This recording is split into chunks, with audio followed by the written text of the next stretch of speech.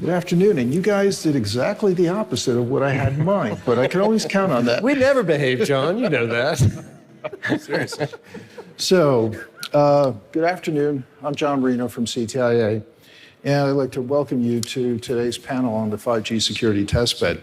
And I'll begin by welcoming our distinguished panelists.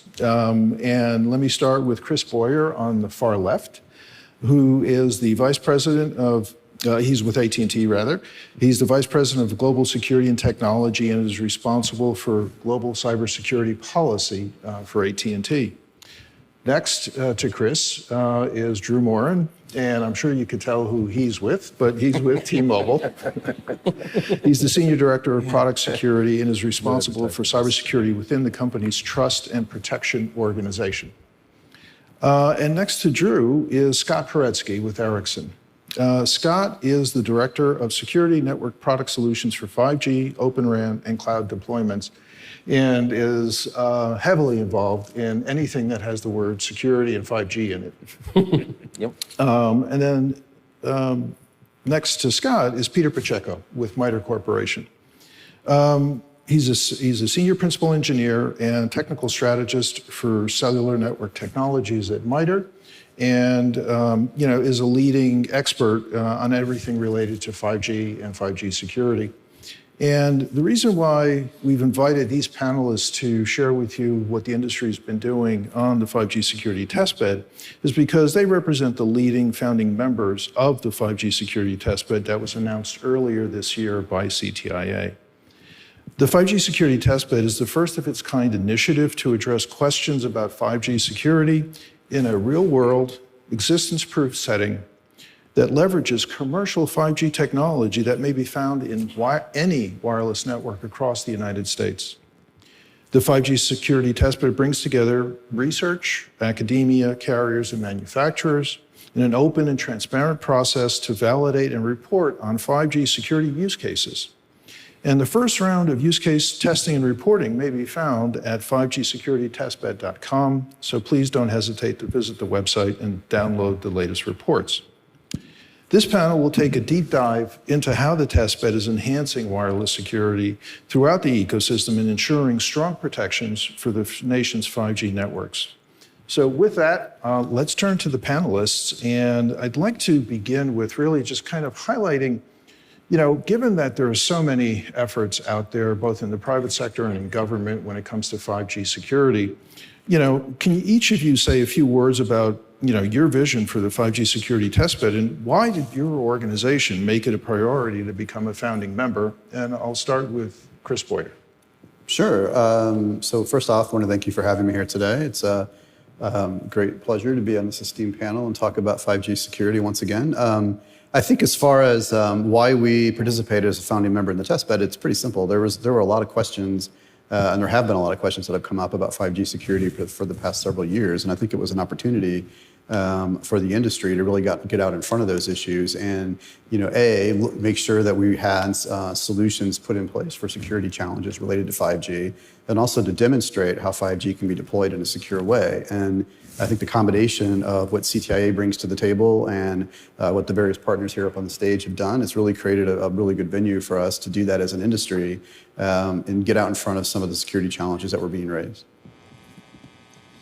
I'd like to thank you as well for having all these people, this panel, a bunch of great guys I've known for many years, and have us up here to have an opportunity to talk to people here about the lab is really, it's a great opportunity. So I guess what I'd start with is a little bit of an elevator pitch for this 5G lab. And when you hear that, you kind of look at it and say, oh, I understand why we would want to invest in it. It's because we're talking about an opportunity to have a laboratory environment that has actual commercial equipment in it, deployed in the way that carriers deploy it, so that we can actually test some potential vulnerabilities that have been identified either through research or through other means. It gives us the ability to actually use true empirical evidence to say, does this threat really exist in a network as we deploy it in the commercial environment? Or is it more of a theoretical, and if it does exist, how do we mitigate it and what do those mitigations look like? So it's a great tool and a great resource. And I heard the elevator pitch and I bought it immediately. All right.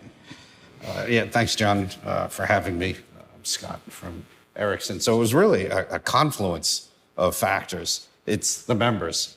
the opportunity to collaborate with operators, other vendors, researchers, academia in one forum organized by CTIA, who really did great work bringing together all these different organizations. And then the real world factor. We're bringing in real equipment into this lab, real software into this lab. This isn't prototype. This isn't POC. This is the real equipment. And then the topics, near-term topics and long-term topics. Just the near-term topics, validating what CISRIC is doing. These same organizations put a lot of effort in together producing these CISRIC reports. And now, through this testing, we're validating what is in those reports. That's an important service to have for industry. Peter? Yeah, I agree with what's been said. I'll just add this. MITRE brings a little bit of a different perspective because, I mean, we're an independent technical advisor to the government and the Department of Defense. And for those two customers, security is extremely important. So being involved in an organization like this and with these guys in a security test bed, it helps us with conveying back to the government DoD that, hey, there's these real world tests that are being conducted and these are the results that we're getting. And for, based on these results, there are aspects of 5G that are indeed secure. And it's great that we're using FCC CISRIC, and their recommendations in the execution and putting together those test plans. And for those in the audience who aren't familiar with some of the acronyms that we throw around on a daily basis, CISRIC, CSRIC, stands for the Communications Security, Reliability, and Interoperability Council. I know that comes right off the tongue very easily, but it's a federal advisory committee that has been in place with the FCC for decades now and advises the FCC, and it works by collecting the subject matter experts on a particular area from across the industry, from the private sector, from government, all working collaboratively to come up with recommendations that are published in CISRIC reports. It is those reports, when it comes to 5G and 5G security, that are being used by the testbed to define what are the use cases, to define the reports that you will see on the website, to highlight, again, that these recommendations work as indicated and have been demonstrated, validated on real live world equipment in collaboration with all of the different stakeholders, again, bringing together academia, which is the University of Maryland, who is actually the testbed administrator, bringing together MITRE as the research side of the stakeholders, manufacturers like Ericsson, and of course the carriers in terms of the wealth of experience that they bring relative to how networks are being deployed. So it really is something unique, something that hasn't been done before, in my experience in the industry. And we're really excited about it in terms of how, again, it'll benefit the industry, benefit 5G, and address the questions that folks have about 5G security. But back to the whole question of, there are lots of test beds out there, right? DoD has spent a lot of taxpayer dollars on test beds. Individual companies have test beds.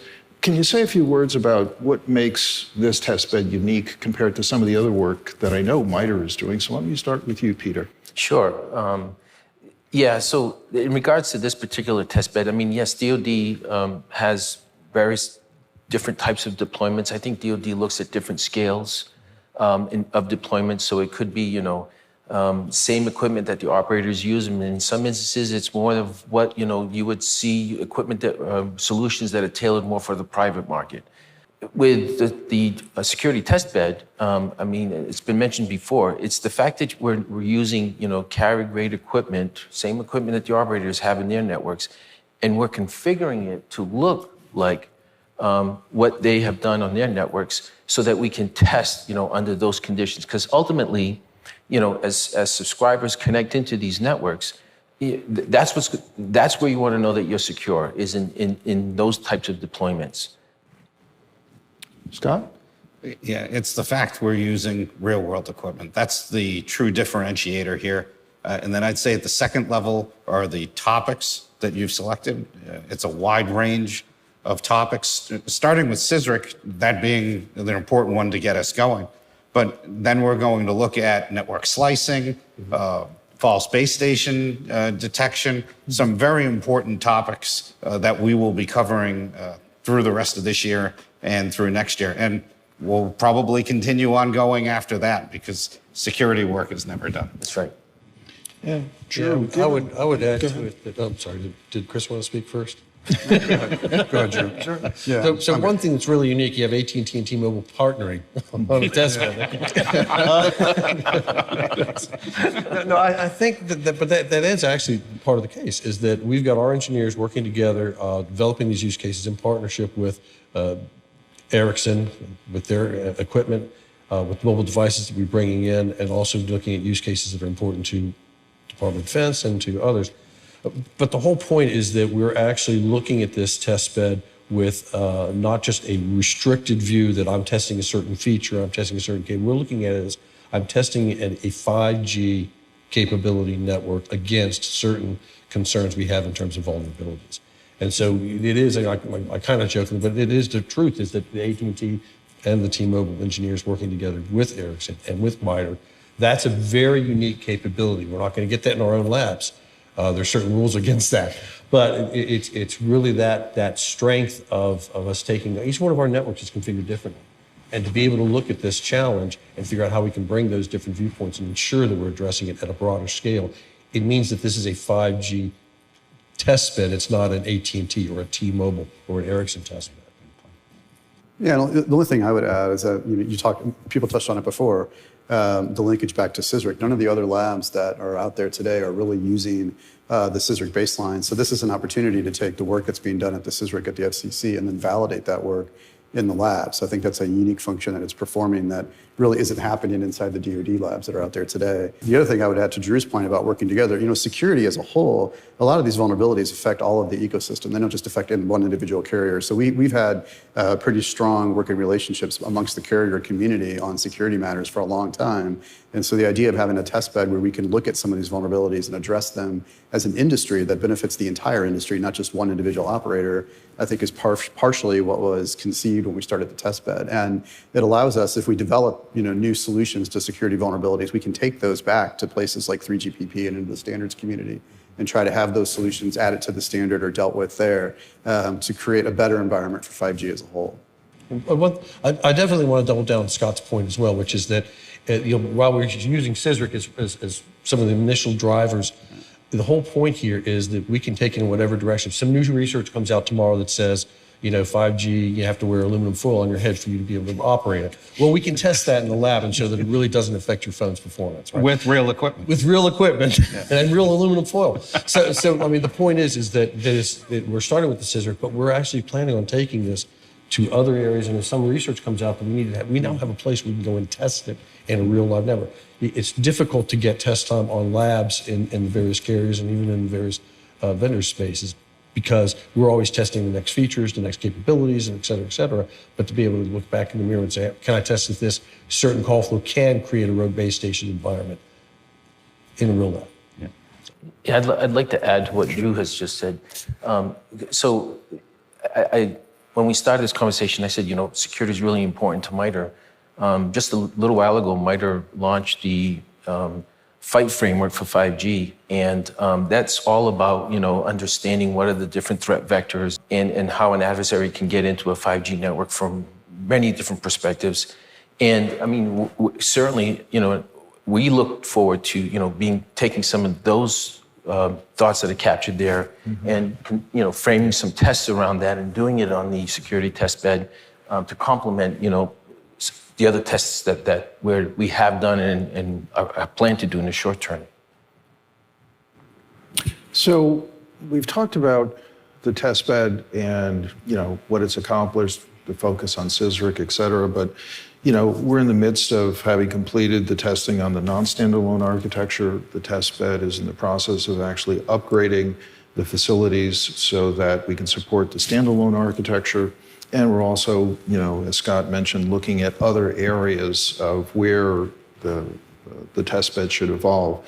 So, if you guys, could sort of wave a magic wand where would you see the testbed going in 2023, 2024, 2025? Because the testbed's going to be with us for some time now, because it's gained a fair amount of momentum. It's got a great deal of interest. We're getting more folks joining the testbed. Folks like Intel and others have joined. But as founding members, again, if you could, forecast where you think the testbed will be in 23, 24, 25, can you share with us your thoughts on how you think that'll change over time? Yeah, do you want to go first? You can go. All right. So let's start with the upcoming 5G SA before I give you the crystal ball, because there are some very significant tests about to take place. So in the standalone architecture, there were recommendations that came out of the CISRIC 7 that said that operators should use SUGI. And this impacts emergency services. So we have specific test cases to validate proper use of SUGI and null SUGI in the emergency services scenario. And we are using real equipment to do this. And we are going to show that CISRIC gave the right recommendations around this. We better. Yeah, right. And this is some really important testing. And so that's in the near term. Long term, where I'd like to see us headed is CISA. I guess we have to state out our acronyms. Cybersecurity Infrastructure Security Agency, part of the U.S. Department of Homeland Security. They produced in November of 2021 security guidance for 5G cloud infrastructures. So NIST, now National Institute of Standards and Technology. We're going to be here all day.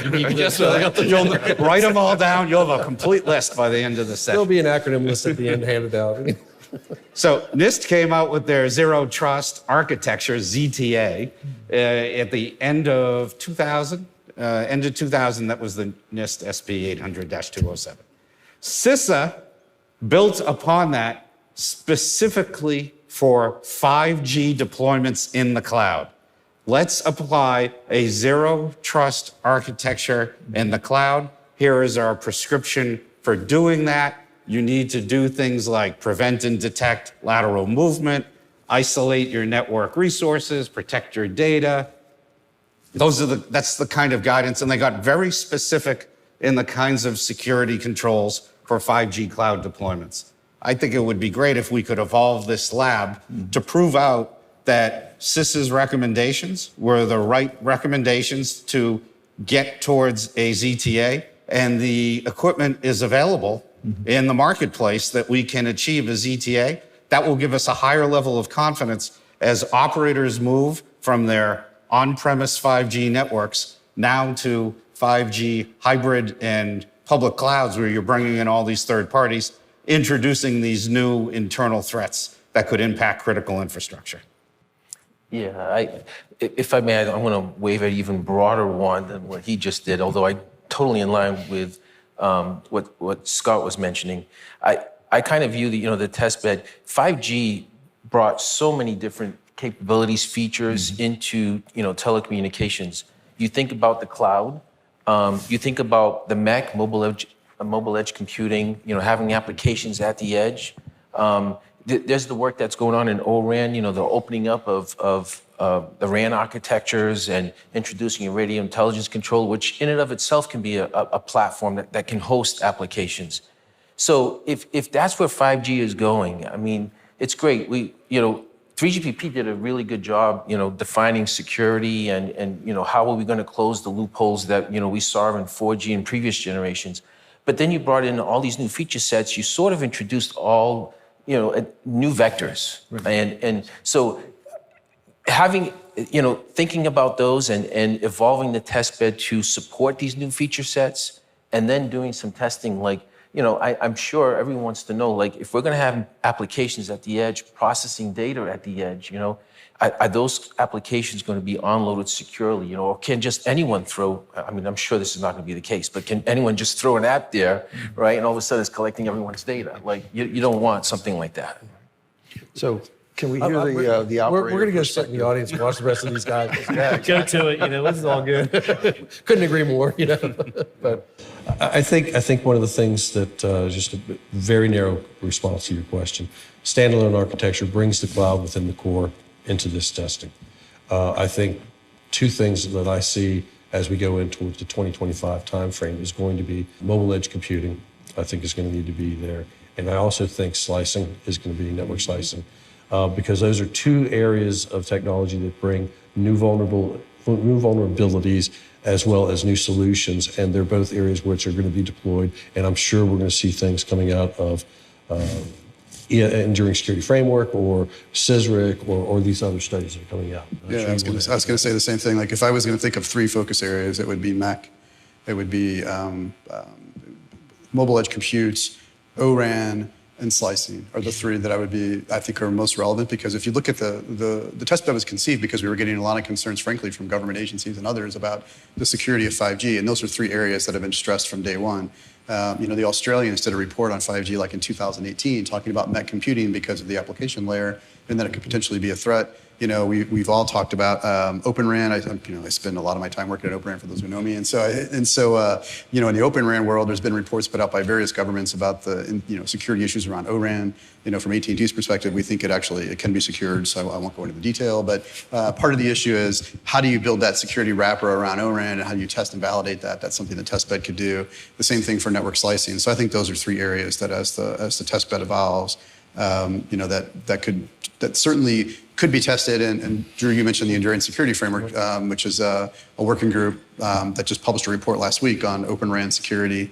It makes a bunch of recommendations there. Those are the types of things that the testbed can serve a key role in validating those recommendations, as opposed to just kind of putting a paper out and saying, well, here's the paper that talks about it. This can actually show it in the real world. And I think that's the value that the testbed can add. And I think ultimately the timing is going to be driven, these different things we're talking about, is when they actually come out and are proven out and are commercially available so that we can have actual instantiations of the platforms in the lab that represent real world environments. Mm-hmm. And that's that other variable in the equation here that we have to always be considering, because we don't want to put in beta proof of concept technology, because that doesn't answer the question, which is how does this network as deployed and is commercially used mitigate these vulnerabilities? Yeah, there's been a lot of FUD, I will call it, thrown around about 5G and ORAN and other technology solutions. And I think it's in the analogy I'll go back to 2010 when I was spending a lot of time working on cloud computing at the time, and there was a lot of FUD thrown around cloud environments back then. And now, everybody's putting their stuff up on the cloud, right? So ultimately, I think what we're trying to do here is show in the real world how you can secure these environments, and that there's no need to be concerned or fearful just because the architecture is different. Just because you're now putting some of the network on the cloud or you're doing virtualized RAN, that doesn't mean it's different. Yes. Are there new security techniques that you need to employ or new controls you have to introduce? Certainly. The carriers have to be very diligent about their security environments. That's certainly part of the case. And you have to do things like zero trust, but it doesn't mean necessarily that it can't be secure. And I think that's what the testbed can help prove out. So if we look forward, into 23, 24, 25, we can see, things evolve in terms of addressing, network slicing and the capabilities that you described. But in terms of participation in the testbed, we're starting to see a great deal of interest in the testbed from the broader set of stakeholders in the ecosystem. Everybody loves a winner, Joe. Can you say a few words about, again, we have the founding members, which were the folks that got together to, establish the testbed through CTIA, and to bring together, the group of players from across the ecosystem that leverage, again, academia, research, manufacturing, and carriers. But can you say a few words about, where do you see the participation going in the future? How do you see the testbed growing? Because today we've got two locations, one that's hosted by MITRE in McLean, Virginia. We've got University of Maryland hosting the RAN. But again, if you could predict what you think this would look like, in the future, can you say a few words about, who are the other participants that we should encourage to bring into the testbed so that, again, we can deliver on the promise that the testbed holds? I would start by saying the interesting thing is we know the participants, which if you look at the CISRIC and the makeup of these working groups, there's a group of carriers. We're two carriers that are present in the lab. The others should come and join in. I think infrastructure-wise, I believe that there should be more than just Ericsson, and I think you would welcome that, because one of the things we want to be able to test as it evolves in the 5G architecture is roaming. And what does that have implications for security? And you can't do, I mean, we can actually do some tests between the MITRE lab and ours, and the CTIA lab, but I mean, it'd be nice to actually extend it out, the olive branch, get more of those environments in. If we start to go to O-RAN, there are going to be other manufacturers who are going to have to join in that group, because that's what O-RAN is supposed to be about, right? So I've gone on long enough, but those are some of the things I think would be. Yeah, I was going to say the same thing. If you're going to do O-RAN, you've got to have other suppliers, no offense to Ericsson, who's one of our predominant supplier, but you're going to need multiple suppliers there. And if we're going to do things like C-RAN, V-RANs, and those types of things, you're going to need the cloud providers. So, and also for Met computing, right? Most of the Met computing environments are being put up on things like Azure and AWS and those types of things. So you're going to really need the cloud providers there as well. So I think those are the logical candidates to expand. And I'd also add to that list, as we're considering 5G cloud security, the security equipment vendors that are out there. And I hope there are some in the audience, because this is actually a call. This is an invitation. To start participating. And also the ones that are doing cloud-based security, the things like a TDR and MDR, those kinds of things. So we should also start looking at cloud-specific security, but start with those security vendors that really could start making a meaningful impact now, but especially long-term.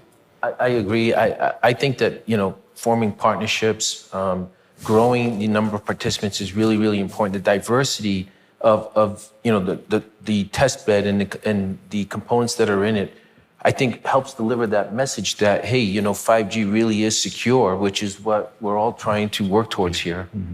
Yeah.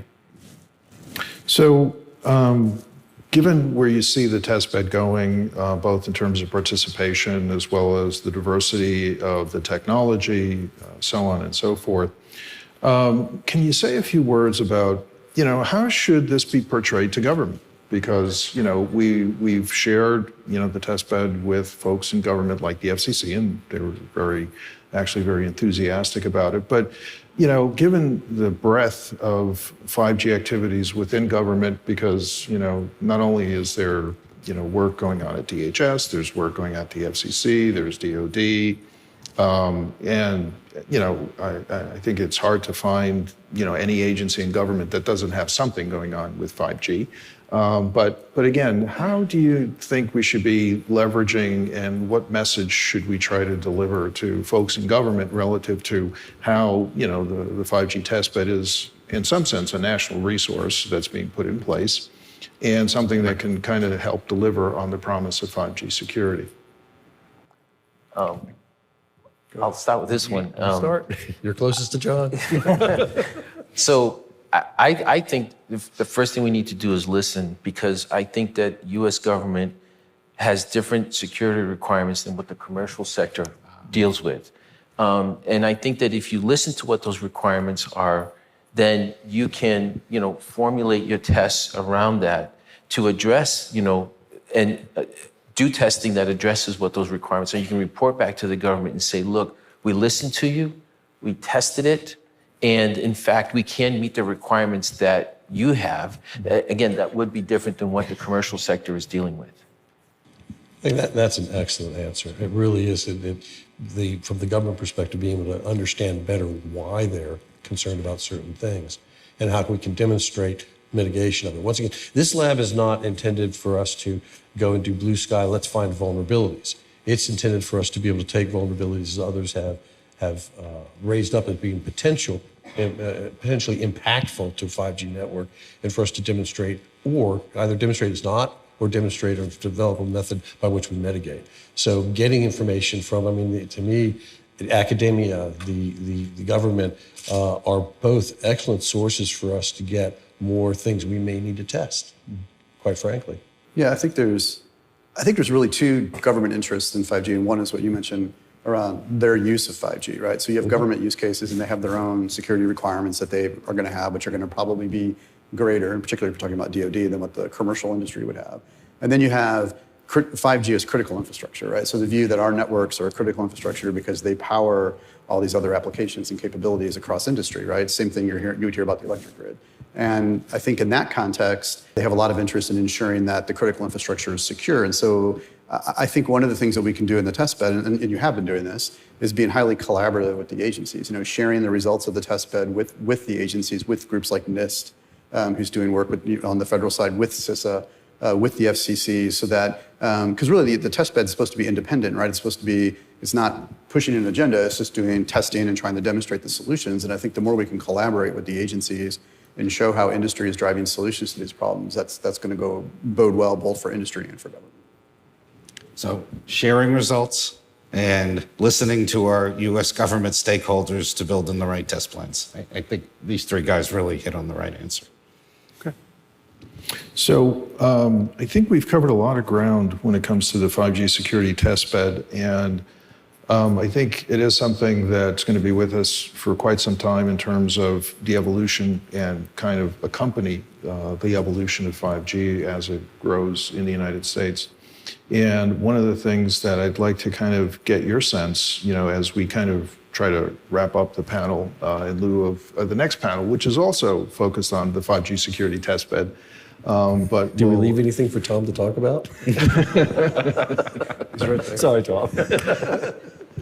But we want to make sure that you've got enough time to listen and hear from Dr. Charles Clancy from MITRE, as well as Tom Swanabori, the CTIA CTO, who will also be talking through a lot of these issues, but also kind of focusing on their perspective on the 5G security test bed. But in terms of kind of your sense of, what you see the 5G security test bed becoming over time as we grow it, as we get more participants, as it becomes something that's really a resource when it comes to security, as well as, I don't want to bring up 6G, but I was going to say, over time, I see it becoming the 6G test bed. but, You'll have to change the letterhead. Yeah. That's the number. But no, seriously, how do you see how do you see this test bed evolving? Or is it something that when we're done with 5G, we're done? But you're never really done. Yeah. Right? I mean, that's the reality. Like, the networks continue to be deployed. They're always updated. There's always going to be people that find security vulnerabilities. That's just the nature of the beast. And so what you have to do, so I think I would envision the test bed being something that would be in place so that it can be a resource that's leveraged every time we find one of those vulnerabilities to figure out what is a potential solution to that, and then taking those solutions and introducing them across the industry and putting them into standards. I mean, I think that's kind of the process that's played out before, and that's a role that test bed can play in the long term. And I think that, how many G's are there? But I think the reality is that as we move, quote Ozzy Osbourne, right? As we move forward, the 5G networks that we're building today are going to have very long tail. Is that the part Ozzy said? Yeah, it was Ozzy Osbourne, and in one of those commercials, I think it was about 3G at that point in time. It was like, how many G's are there? They're going up, Ozzy. But anyway, so the interesting thing, though, is that this 5G testbed is going to have, it's going to morph and change as our networks commercially change and migrate and evolve. So I see this as, I joke at being, I see it being a 6G, but it's just going to continue to evolve because the 6G is going to build upon the 5G core. So all those pieces still are going to be required. And then eventually, as we retire 5G, that's way the heck down the road, or it completely evolves to a total 6G network. Or actually, it's probably beyond 6G. Next G, when and 3G then come out, we're just retiring that. exactly. I was going to say it's going to be with us for decades. Because this also is the way that the core is structured. This is such a monumental change to the way a network is architected. Mm-hmm. I don't see this going away anytime soon. It's going to be with us for years. And I look at it also complementary from a security perspective. Threats are constantly evolving, exploits are constantly evolving, and security controls are constantly evolving. Because security is constantly evolving, we will constantly have new work to do. Yeah, I would just add, and I think this is for the operators. I wear that hat where we look at the different generations and we do vulnerability assessments. Folks who do that, they're very creative, they're very smart, but sometimes you come up with these vulnerabilities and you kind of have to, yeah, it's a threat, but, we need to test it and see if, in fact, is that really a threat? I mean, I'm sure you guys get dealt with that all the time, right? Hey, you know what? I can hack into AT&T's network. Really? Yeah, but I need your password to get in. Yeah. Right? that doesn't help, right? Can I use your computer also? I would like to see, the security test bed become that platform that everyone runs to and tests their, vulnerability idea and says, hey, can I really do this, right? And the test bed will either support it or disprove, that you can or you can't. And if you can, then I think Chris mentioned it, you have that feedback loop now that's going back to the standards and saying, hey, we need to, make some changes here to address a real vulnerability. It's the same thing that happened with LTE. LTE's continue to address the vulnerabilities. And part of it, when we're talking about the 5G non-standalone architecture, essentially you're talking about an LTE core. So that's why we're still doing LTE testing within this lab currently. And as we go over to a standalone, there's still standalone, non-standalone are going to coexist. So we have, it's kind of like the gift that keeps on giving. It's just not going to go away. There are a lot of, to your point, there's a lot of vulnerabilities that get put out there. We've dealt with these over the years and sometimes they're legitimate ways to gain access to things, but the reality of it is that it's not very easy, or there's all sorts of challenges with making that happen. And you have to weed out the things that may be doable but really difficult to the ones that are real concerns that that need to be dealt with right away. You have to prioritize like anything else, and I think that's one function the test bed can help us with. And by the way, that cycle, from the standpoint of vulnerabilities feeding back in, that's been ongoing with 3GPP for some time. Like I said, when we did an LTE, and doing that, it's feeding directly into all the use cases, all the structures for 5G standalone. So it's great. Great. Thank you. Please join me in thanking our panelists for an excellent panel. And